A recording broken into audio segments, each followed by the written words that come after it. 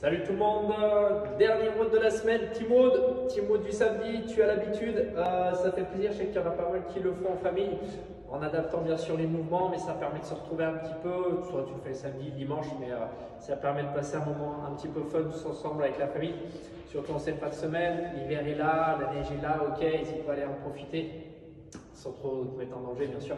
Donc on va attaquer les explications du mood, juste avant ça. Calendrier de l'avant, donc c'est toujours noté en bas sur Modify, d'accord, le calendrier de l'avant. Pour le 12, tu auras à faire 60 swing kettle si tu as l'opportunité, si tu as une kettlebell, si tu as ton sac lesté, si tu as aussi la dumbbell, tu prends juste une tête, tu viens tenir une tête de chaque côté, ça le fait très bien.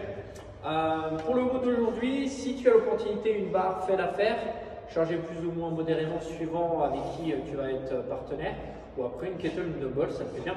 Pourquoi? Parce que c'est un AMRAP de 20 minutes, pas besoin de mettre trop lourd. Ce qu'on veut, c'est l'intensité, c'est se finir, surtout qu'on avait commencé très fort la semaine et que ça avait bien ramassé. Donc là, on va avoir un combo, un format assez classique. On aura un mouvement cardio, donc ça sera les burpees, tu connais. Et après, on va faire différents mouvements avec la charge. On aura du soulevé de terre, on aura du front squat, on aura du push press, d'accord. Et dans le temps restant, il faudra qu'on fasse le maximum de répétitions de clean and jerk. Donc là, vu qu'on sera à deux, on pourra alterner des séries, notamment des séries de 5, des séries de 10 suivant le poids que tu as. Donc les mouvements, je te rappelle, même si tu les connais, le soulevé de terre, tu viens ici, position de départ, et tu viens te redresser, ça on connaît.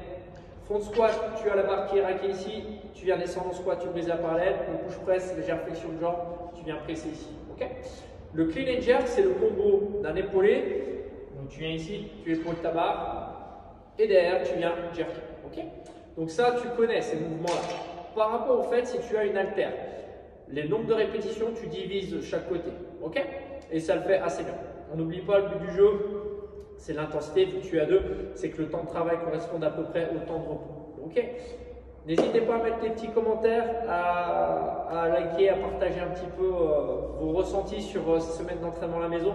L'objectif de la planification à la maison, c'est juste de bouger, de se changer un petit peu les idées, de rester en mouvement. Okay, ça ne sera pas au retour qu'on repartira sur des grosses barres, etc.